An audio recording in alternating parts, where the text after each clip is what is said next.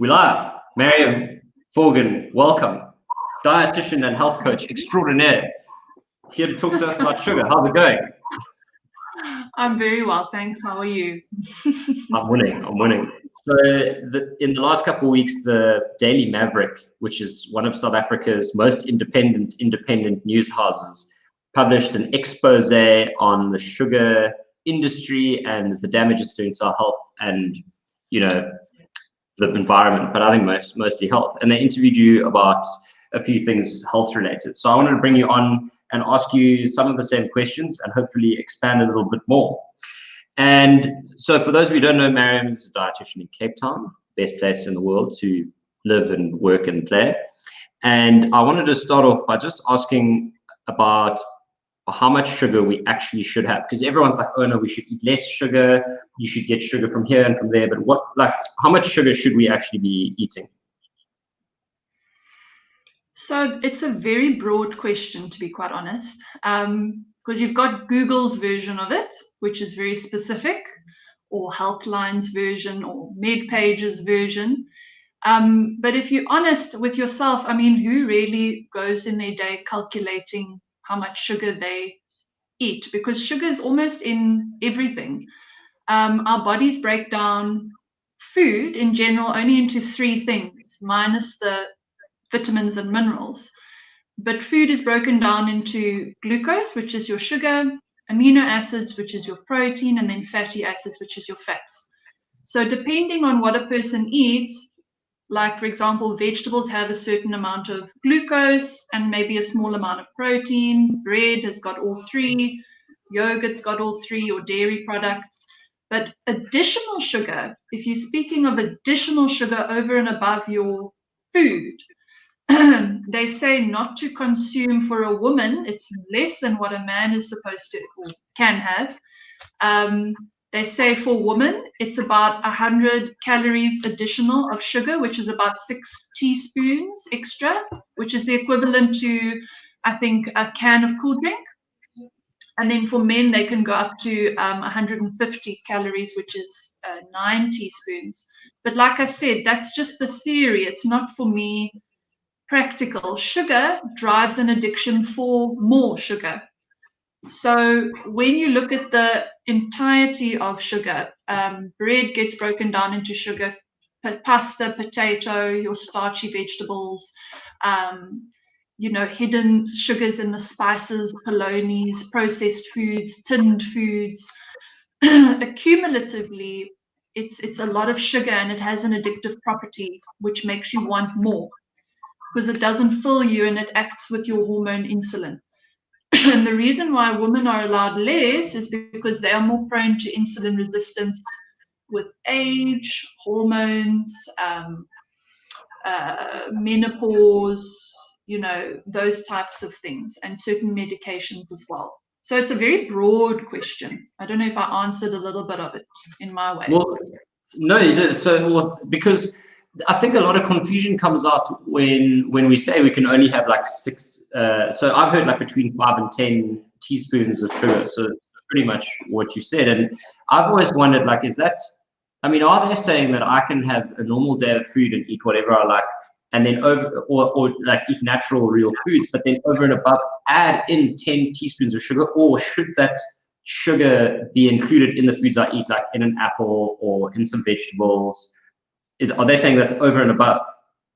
Yeah, no, that's my question. I don't know. I mean, you would think that in this day and age where there are so many hidden sugars, I would look at it as over and above your raw sort of what you see is what you get types of food.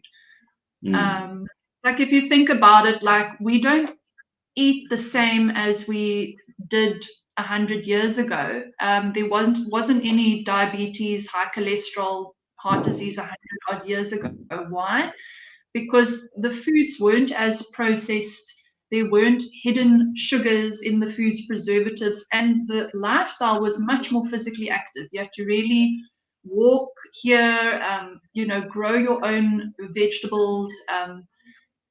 So things were naturally in moderation. Now we are more tuned into the concept of convenience and fast to fit in with our fast-paced lifestyle, and that drives the spiral of comorbidities in this day and age, for sure.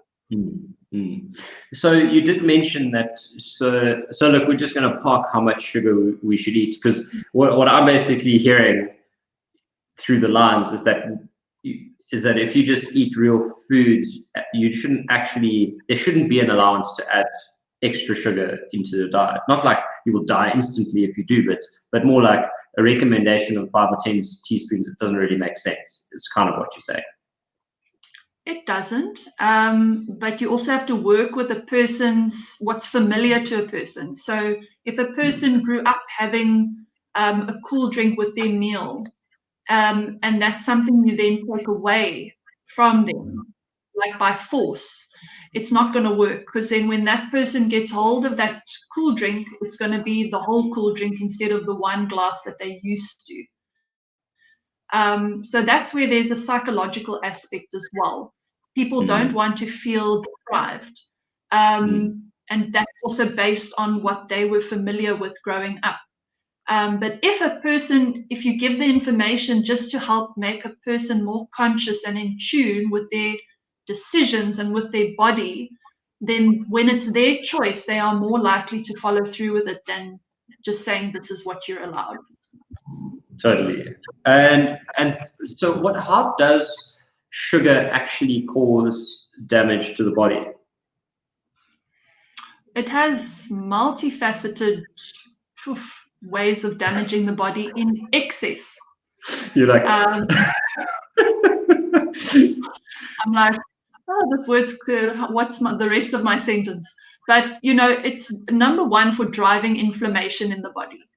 So, if you talk to people that have arthritis and that have recognized certain foods that actually aggravate pain, they will tell you that sugar is definitely one of them, or too much refined carbohydrates that then convert and break down into sugar. Obviously, another area is eating it in excess, creating insulin resistance, which then can lead to diabetes, obesity, which then can lead to metabolic syndrome. So that's the diseases of lifestyle: diabetes, high blood pressure, and cholesterol. They're the best of friends. They normally go hand in hand. And it's interesting, cholesterol can go up also based on sugar, because it can create a fatty liver. And your liver is your organ where cholesterol is synthesized.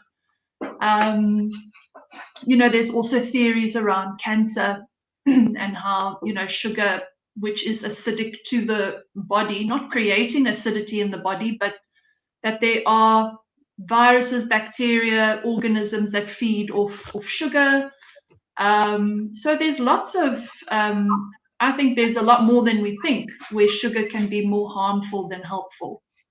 And so, like, the question that burns on my mind all the time is that, I mean, and funnily enough, I actually got called out on this the other day, because I eat carbs. I haven't found that being a carb burning, a fat burning athlete. So like in the keto world, like there's this stigma that like if you're in the game, you've got to be 100% keto, otherwise you're like not worthy or whatever. And I just find like when I'm keto and doing a lot of training, I feel like crap. So I'm like a carb fueled athlete, and I'm running a ton at the moment. And so one of my clients actually said to me, you just, even though you say you're eating carbs, you're eating sugar, you're just eating like really diluted sugar. And I mean, to me, it sounds like she's right, because like you said, you're eating carbohydrates and they get broken down into sugars, and refined carbohydrates broken down into sugars just like faster and more efficiently. I mean, how true is that, and how does that work?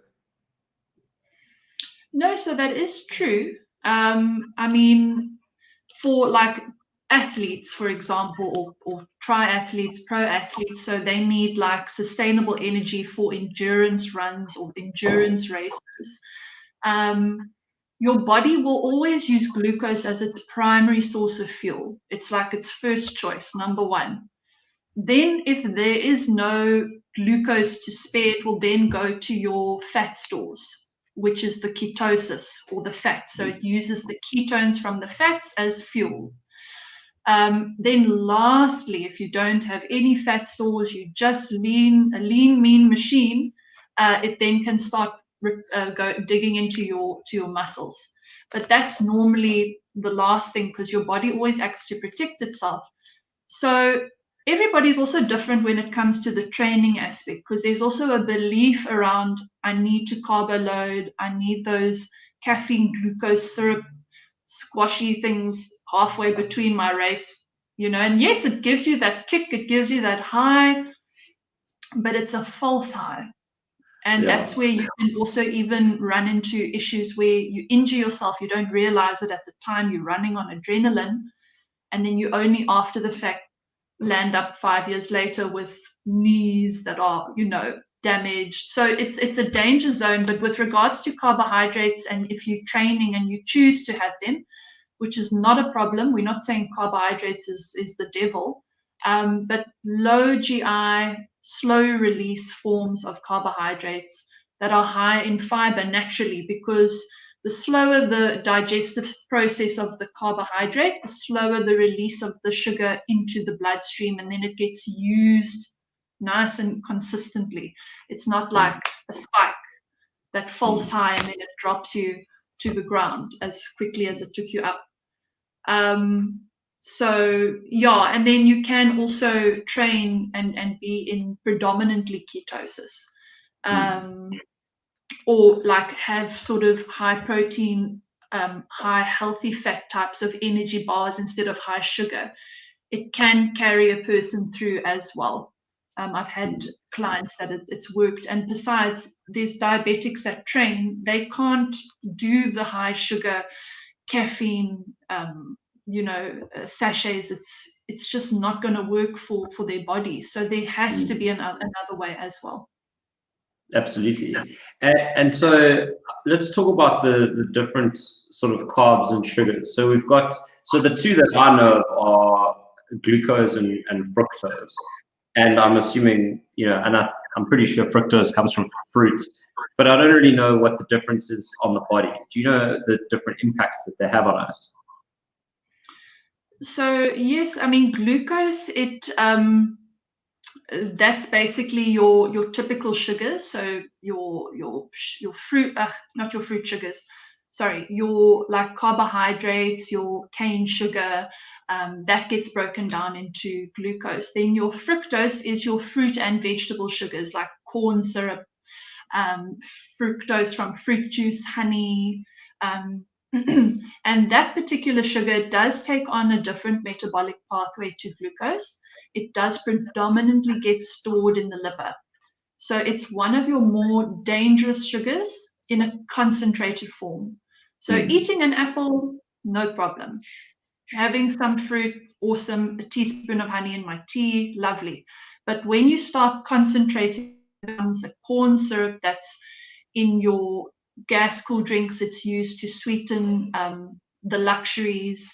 And then, of course, in your fruit juice, it takes about you drink 6 apples, because it takes about 6 apples to form a cup of apple juice.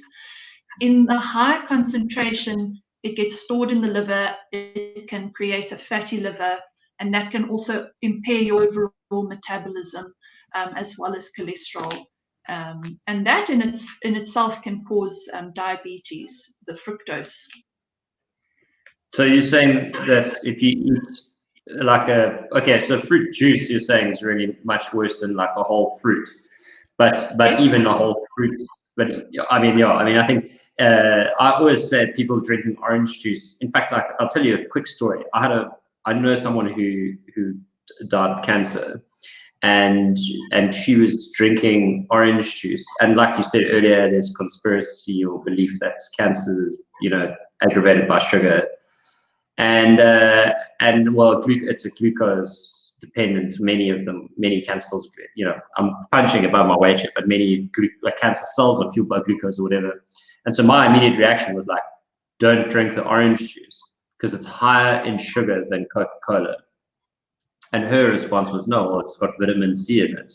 So I'm drinking it for the vitamin C. I was like, that's the thing that's the belief people have about veg. But I've forgotten there was a question coming. I was going to ask you a question about that. Right. So are you saying that actually, if you had like lots and lots of vegetables or lots and lots of fruit, like if you followed the 5 a day guideline from the UK guidelines, like, in England they do the 5 a day, that could actually cause more damage than good?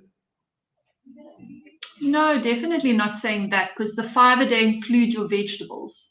So they typically say 2 fruit, 3 veg, but it's a guideline. And 2 fruit is still fine. It's just when it comes to the bunch of grapes or the watermelon or the pineapple or the pawpaw. So 1 fruit isn't the pineapple. Okay. It again becomes quantity. So the 1 fruit is the apple or the plum or things that can fit in your hand. Okay. If you want to get technical. But the amount of fruit sugar, I always say to people, your lifestyle is 2 things. It's what you do most often, so frequency and quantity. That's what creates a lifestyle. It's not you're not allowed this, or you can never have a chocolate again, or it's someone's birthday and you want that piece of cake. Of course, that's living, that's life. But if you're having that piece of cake every day, or 2 or 3 pieces of cake once or twice a week, that is what's creating a lifestyle-related disease. Totally. And so lost sugar, quantity, frequency, that's great. What is sucrose?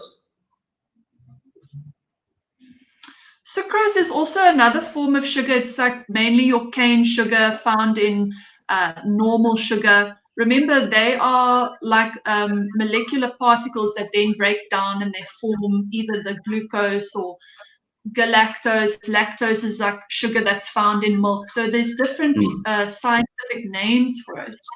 But it still breaks down into sugar at the end of the day. Sugar is sugar is sugar. That's what they say. So coconut blossom sugar, it's amazing. It's got lovely minerals and it sounds totally organic and healthy.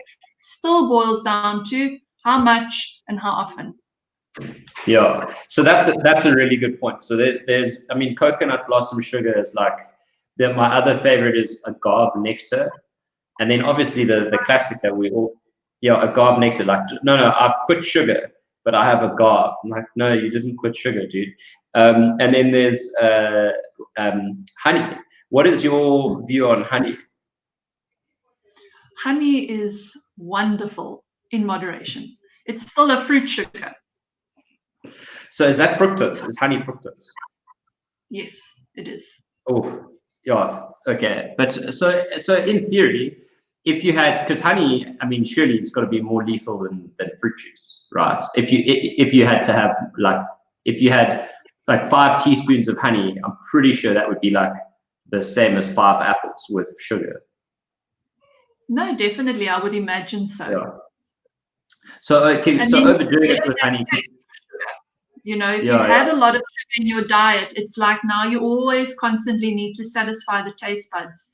So the nice part about doing something that's low carbohydrate, low sugar, is that you get to retrain your taste buds again. Because over time, we tend to adapt.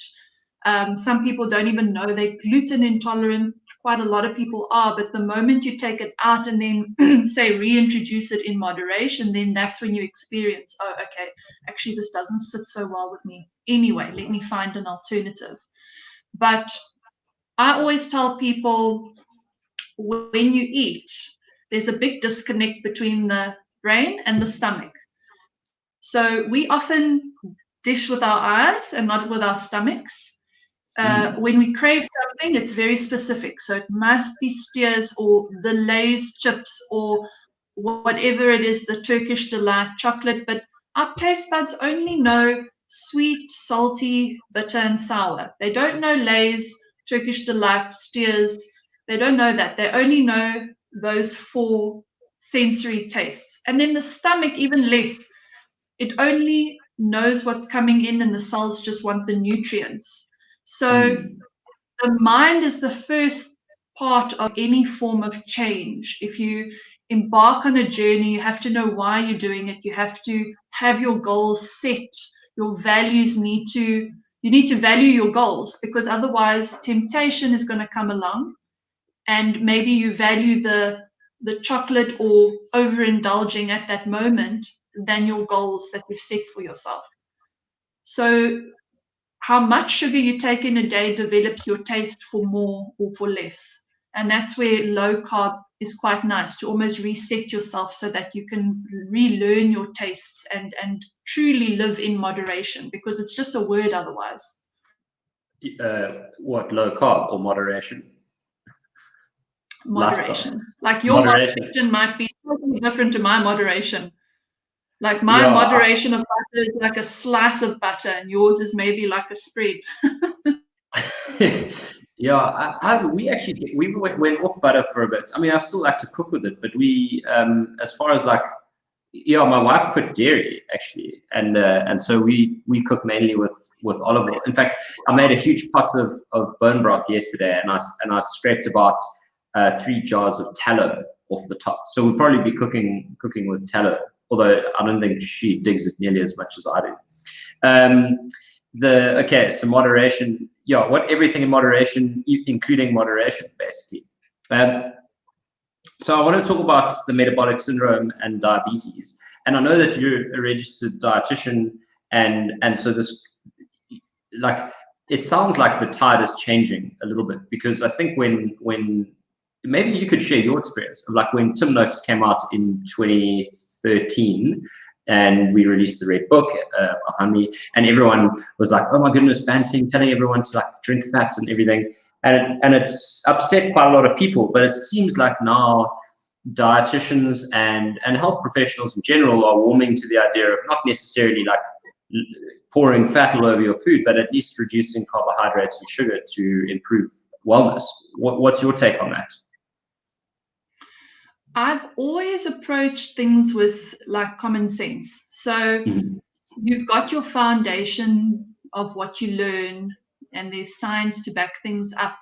But remember, science is a never-ending journey. So what we think we know now might change 10 years down the line, and so on and so forth.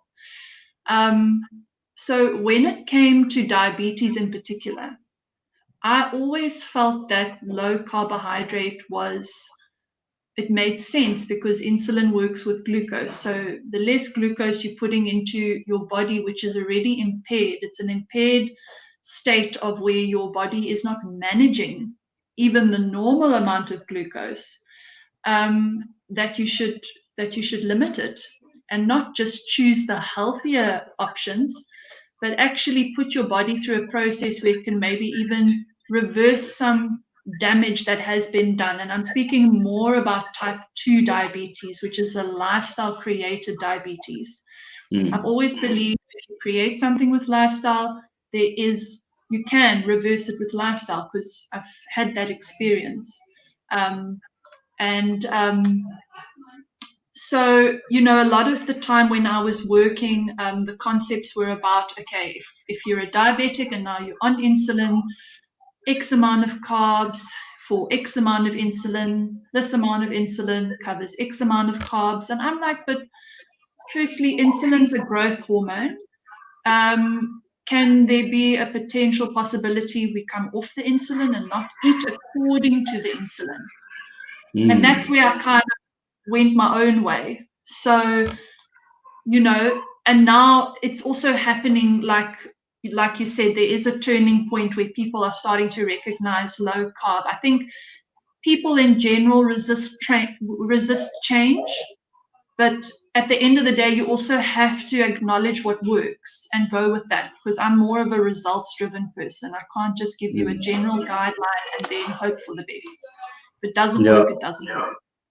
Or if you just manage it and not working towards, because people then believe they need to only manage it that they believe what you believe to be true, because they're coming to you and entrusting you with the advice that you're giving them. And then their beliefs become their reality. So if they're only going to manage their disease, then there's not even a thought to reverse it. And that's very, you're quite young, and I wonder whether the younger one is, the more malleable one's mind is. Because I can imagine a doctor or dietitian who's like done 30 years of giving someone a certain type of advice by acknowledging like a new method of treatment that's been available for years. You might be acknowledging that actually you've caused some harm, over the years. So I think it's very tough to change someone's mind, like the longer they've held that opinion. I don't know if you agree, and you didn't ask the question. I just thought I'd throw that out there. Sometimes that is true, but I definitely haven't found that with most older doctors that I work with. But there are some, but I think they're in the minority. So what? And so yeah, the other half of it is, I don't have my ear on the ground in the dietitians circle, so I'm keen to hear, and I'm sure a lot of our listeners are keen to hear what the general attitude is towards low carb and diabetes. So you said you're results driven. That's great. Is it becoming accepted that it is a reversible disease, type 2, and that it should be reversed with low carb, or can be reversed with low carb? No, definitely. I think ever since, and possibly before this, I stand to be corrected. But, there was a study, it wasn't called OptiFast, but OptiFast, which is are we allowed to mention products on here? Yeah. It's a Nestle product. So they basically did a study in Wales, and they used the Nestle product. They called it OptiFast, and it was about, they targeted obviously diabetics, and they wanted to see if they could reverse the diabetes using lifestyle. So they chose diet, and I think there was a little bit of behavior modification, which is now becoming more and more prominent in change. And that for me is the most important thing, is to address behavior modification. So the pattern, the habits, what got you to that position in the first place. Because like I said in the beginning, I don't particularly like diets. They're very short term. It's about lifestyle interventions, what can be sustainable for sustainable change. So they did the study, and it was little to no carbs. It was definitely not a one size that fits all. It involved a lot of, shakes. Everybody's a shake person.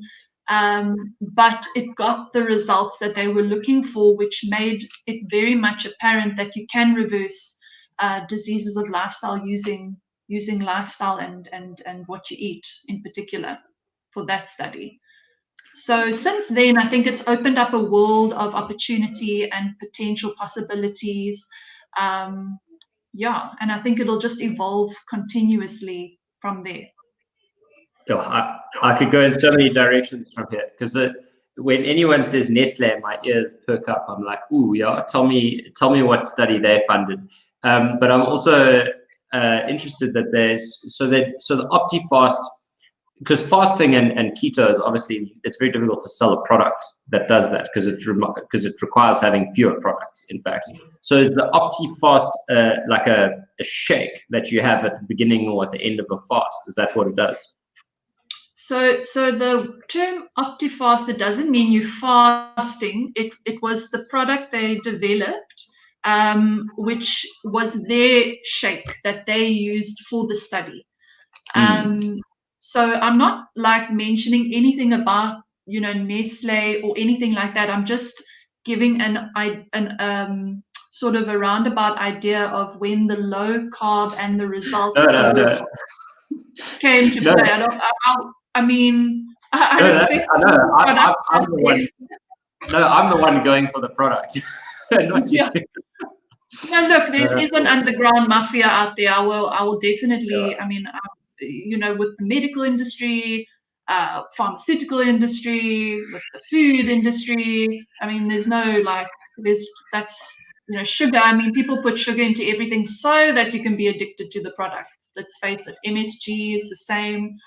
They're not out for your best interest. So that's where you got to become smart, and you got to know you just got to become conscious. Actually, it's more of a consciousness about what works for you, your food choices, your lifestyle choices. So often people go wrong with what they eat, but skipping meals, not making time for themselves, and then that leads to late night eating or binge eating or stress eating. But it started from a routine that was not in integrity, or the person wasn't in integrity.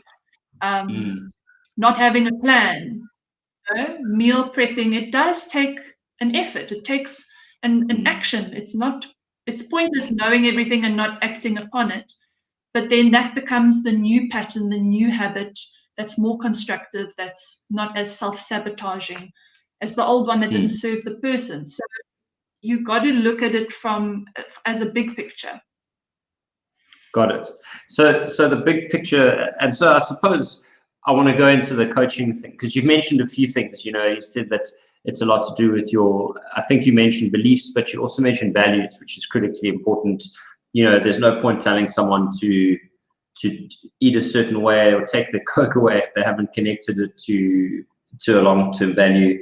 And you've spoken a lot about, I just noticed a lot of coach lingo coming through. So, and I know that you do the coaching. My friends that say to me, we just want to chat to Marian, not the coach, please. Like, switch off. It's like, yeah. But it's how I think. Yeah, you can't turn it off. It makes perfect sense. So the thing that comes up for me is sustainability. And so sustainability, is it sustainable? Is this diet or this approach or this lifestyle change sustainable? And I suppose this is the biggest problem I have, which is around, are we in a sustainable ecosystem? Is the obesogenic environment sustainable versus is the diet or lifestyle change that someone needs to take to correct their health, needs to, it's not sustainable to be diabetic. You die. So how do you decide, or how are you informed by sustainability? What tells you whether or not something is sustainable? The person's state of mind. There's a lot of studies that come out nowadays specifically that will look at behavior modification as a tool for sustainable change. So that just means you have to look at, firstly, is this person committed to change at this point in their life? It doesn't mean they'll never make that change.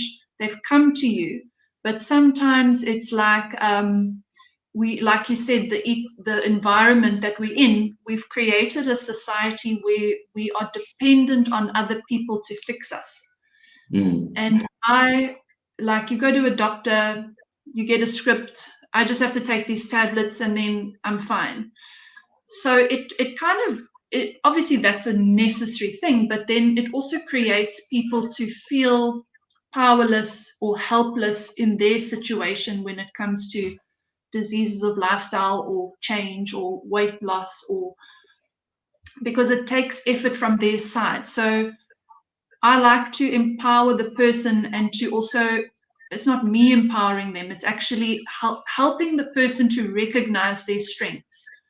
So they've got their answers, they know themselves better than anybody, but it's about remembering what they're capable of and why they're doing this, and is it valuable to them. I've had a few clients where we've done a lot of coaching, we've worked, and they've originally come to me for diet and weight loss.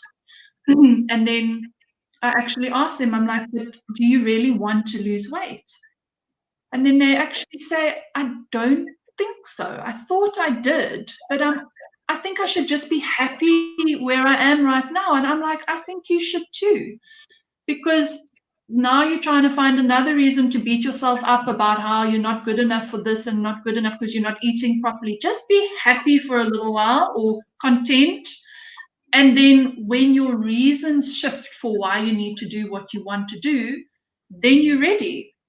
And so it's got to do with a person's mindset completely. Then the action follows. So for example, if I'm in a negative state of mind, I'm not going to want to look after myself or make the right choices. I'm going to want to comfort eat and just, I couldn't care less. So you have to work with the person's mindset, and willpower is not sustainable at all. It's Totally almost agree. like you drink a cup of coffee and you zing, and then you're like, okay.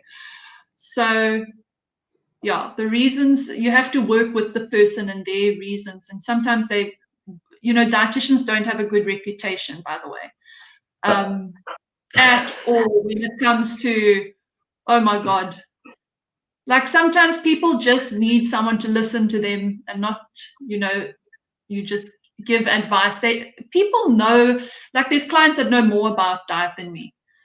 So you've got to also hear between the lines why this person is stuck.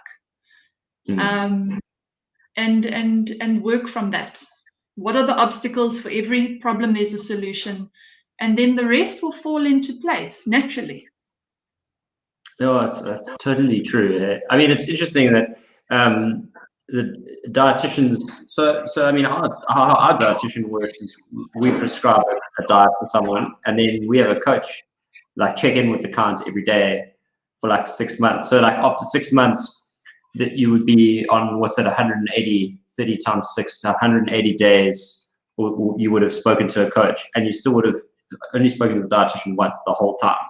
So if the diet was what made the difference, then there would be no point in a coach. But it's the mindset and everything else around, just sticking to the diet. It's like, oh, well, why don't you just go and follow these guidelines and come back when your life's perfect? Not a chance. It's you got to practice saying no. Anyway, I could go on for hours. No, yeah, but that's exactly the point. So the dietitian, yes, does the diet, but all dietitians also need to be a coach, because remember, a person's relationship with food is not straightforward.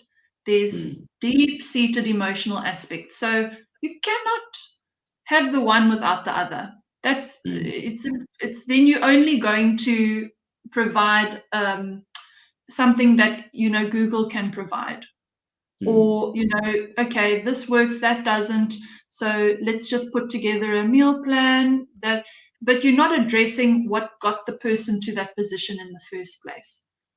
And that's, for me, is the most important thing. So how do you see the future unfolding with this sugar tax? And, I suppose that to me, it seems like legislation is like trying to sort of look like they're trying to make a difference, but not actually making a difference. I mean, where do you see us in like 15 years with nutritional health? Do you think the good side will win? Or do you think we're going to be faced with even more obesity and just products being advertised that are bad and unhealthy? How do you see it going? Sure. I must say, I don't delve too much into the whole sugar tax thing. So, my opinion that I'll give is very much off the top of my head. I don't have all the information. I've read generally about it and have forgotten most of it. But it is like a drug. So remember, the question that you're asking is basically, do you see no drug addictions, no drug addicts, people not selling drugs in 15 years? That's a heavy market. It's lots of money in that market. So, and sugar is like a drug. It works with the same receptor in the brain as a drug. It has, the same effect. It's a reward. It works with the reward center. So I don't think it's gonna go anytime soon. You mean we all get to keep our jobs? Yes. Yeah, that's fascinating. And of course, all the medical industries will be like, yay, another drug we can. Their hearts are good, and like the people that work for the companies, obviously there is purpose there, definitely. But then there is also a lot of brainwashing, in my opinion, because we create this cycle. And we don't realize that we hold the power to break it as individuals. Yeah. Yeah, I mean, that's going into a whole nother level. I mean, I did a talk on advertising the other day, and so I didn't realize that sugar had done this. So you read the first article in the Daily Maverick expose. Did you read all 4 articles? No, I glanced through it. I've got a 1.5-year-old, so it's hard to read too many things. No, I know the drill. Well, so one of the things that I spoke about in my talk was, diamonds. There are 2 things that people think, and the one is that you have to propose with a diamond, and the second is which is common knowledge, wedding ring, diamond, and engagement ring, diamond, and the other is that, and fewer people subscribe to this, but there is a generally accepted term that, like, if you were going by tradition, you should spend up to 2 months' salary on a diamond. Have you ever heard that before? Thank God I haven't. Oh, my beliefs would be completely screwed. Yes, no, I haven't. Well, so I think it's big in America, but the diamond in an engagement ring, and so De Beers, our local diamond, they just made that up in the 1930s. So diamonds in the 30s were only like 15 or 10% of engagement rings had diamonds in them, and they said, we're going to just change that. And so they plowed like hundreds of millions, or millions at the time, into advertising, and they just changed the way the world sees diamonds. And now the whole world, people are like, okay, well, I'm going to engage, put a diamond. But what I didn't realize was the sugar industry did the same thing. So in the 50s, apparently, like, sugar was villainized for being the cause of obesity and diabetes. And they went on the offensive, and they decided to invest like $600 million into advertising sugar and all of its benefits. I couldn't believe that. And so now we're trying to undo all of that, which started 70 years ago. Anyway, no, absolutely. It makes you question quite a few things. Like, for example, just a short thing, but the other day someone came to me, stress eating, what is the main trigger? Financial. Okay, so financial stress is obviously very, very common. So I'm like, okay, so where did this belief system that you are financially, not coping come from? Because you are coping. So this is your reality, which is very, very jaded. And how old are you? Okay, so I'm like 63. Oh, you got 2 years and you can retire. No. I said, why not? You're settled. You've got your own home. You don't have a bond.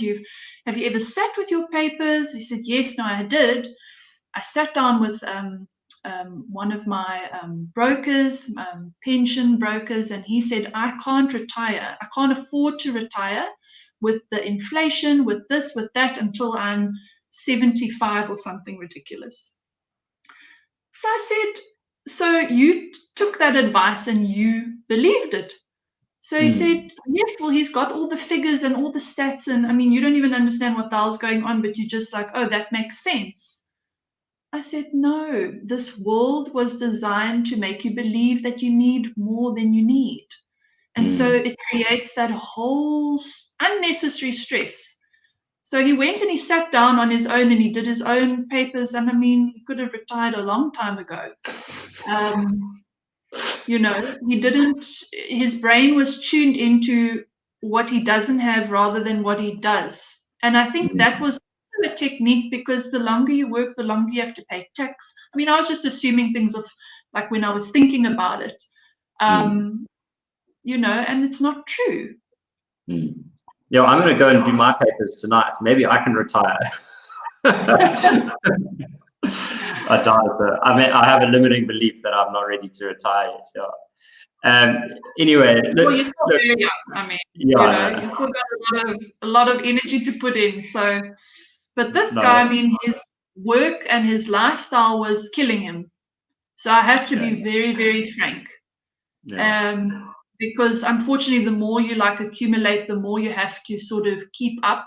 And that in itself can really, really kill a person. So you're saying kind of jaded.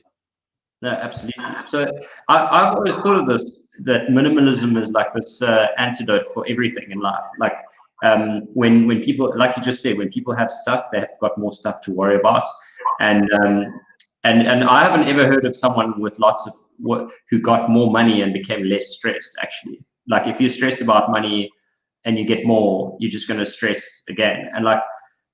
And yeah, I have to agree with you as well. Like a lot of the clients that we have who have eating problems have financial problems, and it's like you carry debt everywhere. So it's financial debt, relationship debt, health debt. Like when you borrow, my mate said the other day. So I don't drink, but my mates all drink, and that when they talk about like having a hangover, they will say you borrowed fun from the future.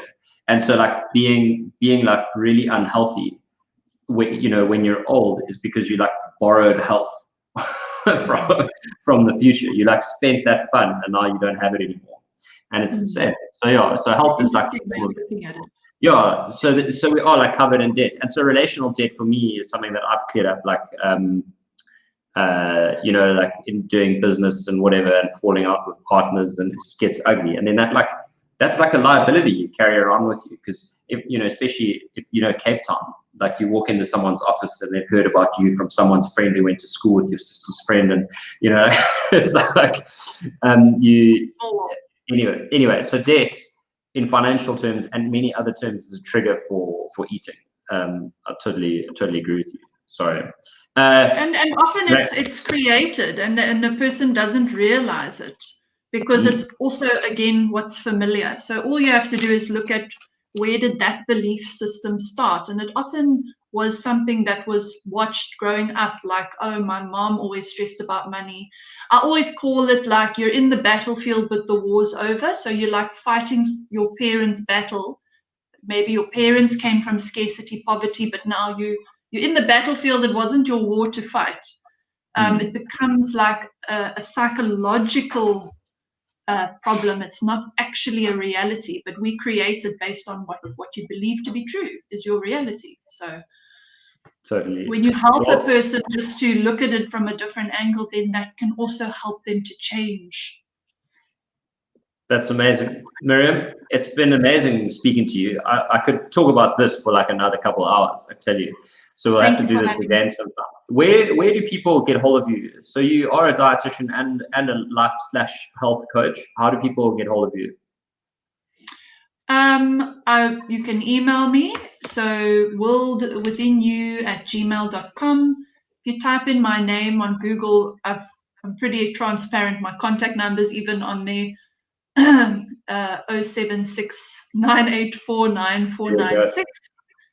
Yeah, and cool. I work in Claremont. Great, Claremont, Cape Town. Well, thanks so much again, and yeah, all the best. We'll have to do this again sometime. It was great. Cheers. Have a good time. Take care. Bye. Bye.